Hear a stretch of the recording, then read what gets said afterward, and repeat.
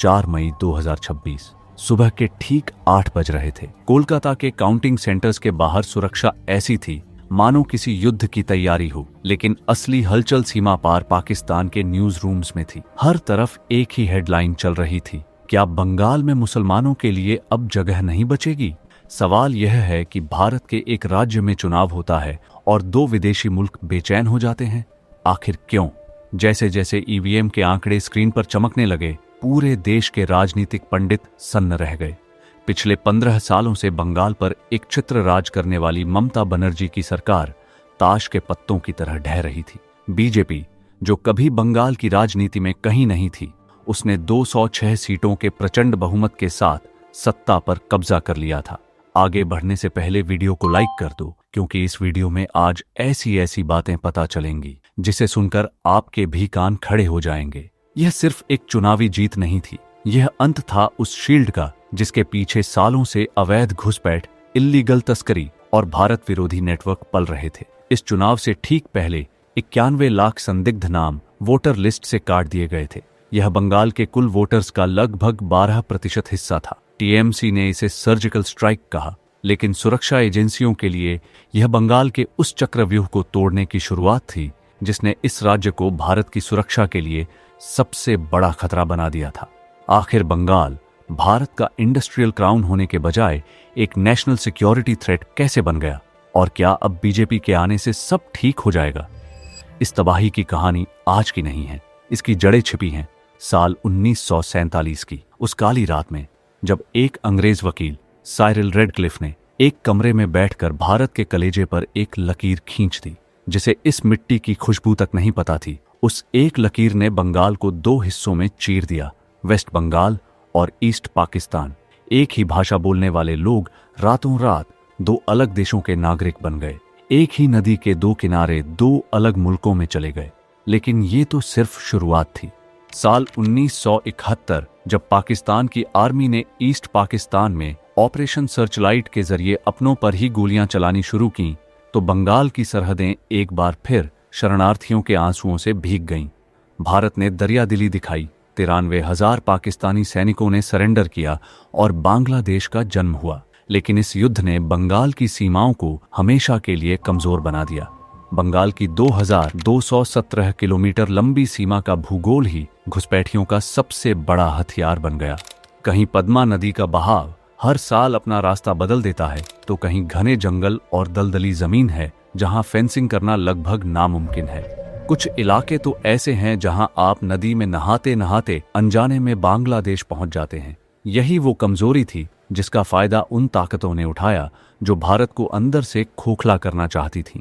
जो सरहदें देश की रक्षा के लिए थीं, वो धीरे धीरे एक खुले बाजार में तब्दील हो गईं, जहां से रात के अंधेरे में न सिर्फ इंसान बल्कि भारत की बर्बादी का सामान भी सप्लाई होने लगा। लेकिन ये घुसपैठ सिर्फ चंद लोगों का सरहद पार करना नहीं था, यह एक बहुत बड़ी और गहरी काली अर्थव्यवस्था की नींव थी। इंटेलिजेंस ब्यूरो की रिपोर्ट्स में दावा किया गया था कि बंगाल और असम में अवैध घुसपैठियों की संख्या साल 1997 में करीब 1 करोड़ थी, जो 2026 तक आते आते 2 करोड़ के डरावने आंकड़े को पार कर चुकी थी। यानी हर दिन सैकड़ों से हजारों लोग चुपके से सरहद पार कर इस देश की मिट्टी पर कदम रख रहे थे। यह कोई इत्तेफाक नहीं, बल्कि एक प्लान्ड इकोसिस्टम था। रात के अंधेरे में जब कोई घुसपैठिया नदी के ठंडे पानी को तैरकर पार करता, तो दूसरी तरफ उसका स्वागत करने के लिए एक पूरा सिंडिकेट तैयार होता था। अगले कुछ ही दिनों में उस शख्स के हाथ में राशन कार्ड होता, फिर आधार कार्ड, बैंक अकाउंट और अंत में वो सबसे ताकतवर कागज, वोटर आईडी कार्ड। जो कल तक एक विदेशी नागरिक था, वह आज कागजों पर भारतीय बन चुका था और एक खास राजनीतिक दल के लिए एक पक्का वोट भी। लेकिन इस नेटवर्क के तार सिर्फ वोटों तक नहीं, बल्कि अपराध की गहरी गलियों तक जाते थे। बंगाल की सरहद पर हर रात हजारों गायों की तस्करी का एक खौफनाक खेल खेला जाता था। तस्करी के तरीके ऐसे कि सुनकर रूह कांप जाए। कभी गायों के पैरों में छोटे छोटे बम बांध दिए जाते ताकि सुरक्षा बल पास न आ सकें, तो कभी लकड़ी के बड़े लट्ठों से उन्हें बांधकर नदी के बहाव में छोड़ दिया जाता था। फेंसिडिल जैसे कफ सिरप, जो बांग्लादेश में नशे के तौर पर इस्तेमाल होते हैं, उनकी तस्करी का करोड़ों का कारोबार इसी रास्ते से चलता था। यही नहीं, पाकिस्तान में छपने वाले नकली नोट और याबा जैसी खतरनाक ड्रग्स इसी बॉर्डर के जरिए भारत की रगों में झर घोल रही थीं। आरोप है कि ममता सरकार ने इन नेटवर्क्स पर सख्ती करने के बजाय अक्सर आंखें मूंद लीं, क्योंकि घुसपैठ रुकने का मतलब था उनके पक्के वोट बैंक का बिखर जाना। 2 अक्टूबर 2014 जब पूरा देश गांधी जयंती मना रहा था, तब वर्धमान के खगड़ागढ़ इलाके में हुए एक भीषण धमाके ने पूरे देश की सुरक्षा एजेंसियों के पैरों तले जमीन खिसका दी। एक रिहायशी मकान की दूसरी मंजिल पर हुए इस धमाके ने उस सच को बेनकाब कर दिया जिसे प्रशासन दबाने की कोशिश कर रहा था। वो कोई साधारण मकान नहीं था, बल्कि जमात उल मुजाहिदीन बांग्लादेश का एक एक्टिव बम कारखाना था। पुलिस जब अंदर पहुंची तो वहां सिर्फ विस्फोटक और ग्रेनेड्स का ढेर नहीं मिला, बल्कि ऐसी महिलाएं भी मिलीं जो इस आतंकी नेटवर्क की अहम कड़ी थीं। यह एक स्लीपर सेल का हेडक्वार्टर था, जहां भारत के खिलाफ जंग छेड़ने की तैयारी चल रही थी। लेकिन असली ड्रामा तो धमाके के बाद शुरू हुआ, जब नेशनल इन्वेस्टिगेशन एजेंसी ने मामले की जांच अपने हाथ में लेने की कोशिश की तो राज्य पुलिस और प्रशासन की तरफ से भारी विरोध और रुकावटों का सामना करना पड़ा। आरोप लगे कि सबूतों को मिटाने की कोशिश की गई ताकि उन बड़े चेहरों को बचाया जा सके जो इन आतंकियों को पनाह दे रहे थे। जांच में खुलासा हुआ कि ये आतंकी संगठन सीमावर्ती इलाकों में मदरसों और रिहायशी घरों की आड़ में ट्रेनिंग कैंप चला रहे थे और उनका सीधा संपर्क सरहद पार के आकाओं से था। वर्धमान धमाके ने यह साबित कर दिया कि बंगाल की धरती अब सिर्फ तस्करी का अड्डा नहीं, बल्कि आतंकवाद का लॉन्च पैड बन चुकी थी। ममता बनर्जी की सरकार पर सवाल उठे कि आखिर कैसे प्रशासन की नाक के नीचे एक आतंकी कारखाना सालों तक चलता रहा। क्या यह सिर्फ लापरवाही थी या फिर वोट बैंक की राजनीति के लिए जानबूझकर दी गई डील? लेकिन बंगाल का यह संकट सिर्फ सीमाओं तक सीमित नहीं था। यह एक ऐसी जंग में बदल चुका था जहां एक तरफ देश की अखंडता थी और दूसरी तरफ वोट बैंक की वो बिछाई गई शतरंज जिसने दिल्ली और कोलकाता को आमने सामने खड़ा कर दिया। भारतीय फेडरल सिस्टम में पुलिस और कानून व्यवस्था राज्य का विषय होती है और आरोप है कि इसी का फायदा उठाकर ममता सरकार ने केंद्रीय एजेंसियों के लिए बंगाल के दरवाजे लगभग बंद कर दिए थे। असली विवाद तब भड़का जब केंद्र सरकार ने एक बड़ा फैसला लिया। सीमा सुरक्षा बल यानी BSF का अधिकार क्षेत्र इंटरनेशनल बॉर्डर से 15 किलोमीटर से बढ़ाकर 50 किलोमीटर कर दिया गया। यह फैसला सुरक्षा के लिहाज से ऐतिहासिक था, क्योंकि अब BSF उन ठिकानों तक पहुंच सकती थी जहां घुसपैठिए छिपते थे। लेकिन ममता बनर्जी ने इसे लोकतंत्र पर हमला करार दिया। उनकी सरकार ने विधानसभा में इसके खिलाफ बाकायदा रेसोल्यूशन पास किया। सवाल उठा, आखिर सरहद की सुरक्षा को लेकर राज्य सरकार इतनी बेचैन क्यों थी? क्या डर स्मगलिंग नेटवर्क के टूटने का था या उस वोट बैंक के खिसकने का जिसे इन सीमावर्ती इलाकों में सालों से सींचा गया था? एजेंसियों का फ्रस्ट्रेशन तब चरम पर पहुंच गया जब जांच करने आई ED और CBI की टीमों पर हमले होने लगे।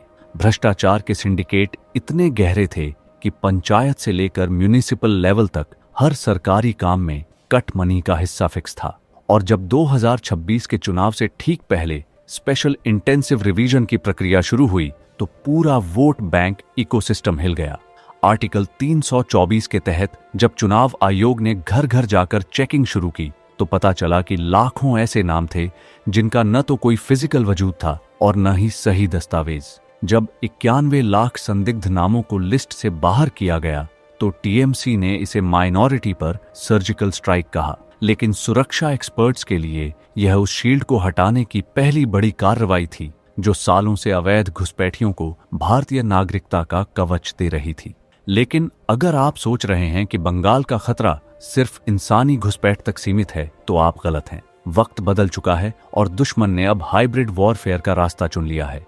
आज बंगाल की सरहद पर सिर्फ नावों या जंगलों से घुसपैठ नहीं होती, बल्कि अब आसमान से मौत बरस रही है। इंटेलिजेंस इनपुट्स के अनुसार पाकिस्तान की कुख्यात खुफिया एजेंसी ISI अब पंजाब के साथ साथ बंगाल के बॉर्डर का इस्तेमाल ड्रोन स्मगलिंग के लिए कर रही है।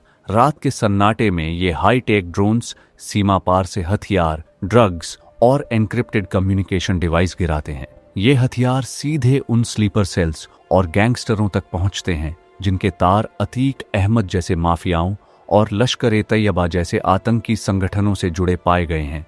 खतरा अब सिर्फ फिजिकल नहीं बल्कि डिजिटल भी है। डार्क वेब और विदेशी सर्वर्स का इस्तेमाल करके बंगाल के युवाओं को रेडिकलाइज करने का एक बड़ा नेटवर्क खड़ा किया गया है। बांग्लादेश में हुए तख्तापलट के बाद जो अस्थिरता आई, उसका फायदा उठाकर कट्टरपंथी ताकतें भारत के इर्द गिर्द एक रिंग ऑफ फायर बनाने की कोशिश कर रही हैं। साइबर और बॉर्डर का यह नेक्सस इतना खतरनाक है कि अब बिना एक भी गोली चलाए किसी राज्य को अस्थिर किया जा सकता है। फेक डिजिटल आइडेंटिटी का खेल इतना एडवांस हो चुका है कि असली और नकली नागरिक के बीच फर्क करना नामुमकिन जैसा होता जा रहा है। ये मॉडर्न घुसपैठिए अब सिर्फ खेतों में काम करने नहीं आते, बल्कि ये हमारे डिजिटल डेटाबेस में सेंध लगाने और चुनाव की दिशा मोड़ने के लिए इस्तेमाल किए जा रहे हैं। बंगाल अब भारत की नेशनल सिक्योरिटी के लिए सिर्फ एक चुनौती नहीं, बल्कि एक ऐसा टिक टिक करता बम बन चुका था जिसकी चाबी उन ताकतों के हाथ में थी जो वॉशिंगटन से लेकर कराची तक बैठी थीं। लेकिन इन बड़े बड़े आंकड़ों और दावों के पीछे एक ऐसी दुनिया भी है जिसे अक्सर नजरअंदाज कर दिया जाता है। उन लोगों की दुनिया जो इन सरहदों पर हर दिन मौत से लड़ते हैं। इन बड़े बड़े राजनीतिक नारों, फाइलों और करोड़ों के आंकड़ों के पीछे अक्सर वो सिसकियां दब जाती हैं जो असली बंगाल का दर्द बयां करती हैं। सरहद के करीब बसे उन गांवों में जाकर देखिए जहां एक आम इंसान के लिए सुरक्षा का मतलब कोई चुनावी वादा नहीं, बल्कि रात को बिना किसी खौफ के सौ पाना है। वहां खौफ का आलम यह है कि अगर किसी ने गलती से भी सिंडिकेट के खिलाफ आवाज उठाई तो उसका अंजाम अभिजीत सरकार या मनीष शुक्ला जैसा होता है, जिनकी तस्वीरों के सामने आज भी उनके परिवार सिर्फ इंसाफ की उम्मीद में दिया जलाते हैं। सोचिए उस बीएसएफ जवान के बारे में जो अपने परिवार से हजारों मील दूर उन दलदली रास्तों और घने जंगलों में पहरा देता है जहां हर कदम पर मौत का खतरा है। उसे न सिर्फ सरहद पार के तस्करों से लड़ना पड़ता है, बल्कि कई बार उसे अपने ही देश के प्रशासन की बेरुखी का सामना भी करना पड़ता है। जब सरहद पर गोली चलती है तो दिल्ली और कोलकाता के एयर कंडीशनड कमरों में बैठी राजनीति सिर्फ फायदे और नुकसान देखती है, लेकिन जान उस जवान की जाती है। और फिर बात आती है उन शरणार्थियों की, जैसे मतुआ समुदाय जो 1971 के मजहबी टॉर्चर से भागकर भारत आए थे। उन्हें वादा किया गया था कि ये देश उन्हें नागरिकता का कवच देगा, लेकिन सालों तक उन्हें सिर्फ वोट बैंक की तरह इस्तेमाल किया गया। 2026 की उस भीड़ में खड़ी उन माताओं को देखिए जिन्होंने 2021 की चुनावी हिंसा में अपने जवान बेटों को खो दिया था। उनके लिए ये चुनाव सिर्फ सत्ता का बदलना नहीं था, बल्कि उस सिस्टम का अंत था जहां एक आम इंसान को अपने ही घर में बेगाना बना दिया गया था। बंगाल के गरीब नौजवान जो अपनी आंखों में टीचर बनने का सपना लेकर सड़कों पर सालों तक धरने देते रहे, उन्होंने देखा कि कैसे उनके हक की नौकरियां टीएमसी के नेताओं के अलमारियों में नोटों के बंडल बनकर दफन हो गईं। ये सिर्फ घोटाला नहीं था, ये एक पूरी पीढ़ी के भविष्य का कत्ल था। बंगाल की आत्मा तब रोई थी जब आरजी कर अस्पताल की उस बेटी के इंसाफ के लिए पूरा राज्य सड़कों पर उतरा और जवाब में उन्हें सिर्फ पुलिस की लाठियां और धमकियां मिली। 4 मई 2026 की वो सुबह भारत के राजनीतिक इतिहास में स्वर्ण अक्षरों में दर्ज हो गई। जब वोटों की गिनती खत्म हुई तो बंगाल का नक्शा पूरी तरह बदल चुका था। 15 साल से अजेय मानी जाने वाली ममता बनर्जी की सरकार सिर्फ हारी नहीं, बल्कि बुरी तरह ढह गई। बीजेपी ने 206 सीटों के साथ एक ऐसा प्रचंड बहुमत हासिल किया जिसकी कल्पना शायद किसी ने नहीं की थी। लेकिन असली शौक अभी बाकी था। जिस भवानीपुर सीट को ममता बनर्जी का सबसे मजबूत किला माना जाता था, वहां उनके पुराने साथी शुभेंदु अधिकारी ने उन्हें 15,105 वोटों से हराकर राजनीति का सबसे बड़ा क्लाइमैक्स लिख दिया। आपको याद होगा कि कुछ दिन पहले बिहार चुनाव में भी ऐसा ही सीन क्रिएट हुआ था, जब नीतीश कुमार और बीजेपी ने मिलकर अपने सारे विरोधी दल को ऐसे ही हराया था, जिसमें विरोधी दल के सबसे बड़े नेता भी अपना सीट हार गए थे। और अब बीजेपी ने बिहार में एक ऐसे महान लीडर को मुख्यमंत्री बनाकर बैठाया है जो भगवान शिव की जड़ी फूकने के बाद ही विधानसभा में बिहार के भविष्य पर चर्चा करते हैं। अगर इस वीडियो में 100 कमेंट आते हैं तो उस महापुरुष के ऊपर भी एक वीडियो बनाऊंगा जिसके हाथ में बिहार और बिहारियों का फ्यूचर बंद है। ये जीत सिर्फ बीजेपी की नहीं थी, बल्कि ये उस पन्ना प्रमुख सिस्टम की जीत थी जिसने टीएमसी के गुंडा राज और सिंडिकेट नेटवर्क को मोहल्ले मोहल्ले जाकर जड़ से उखाड़ फेंका था। अब सवाल ये है कि बीजेपी का मास्टर प्लान क्या है? आने वाले 5 सालों में बंगाल क्या देखेगा?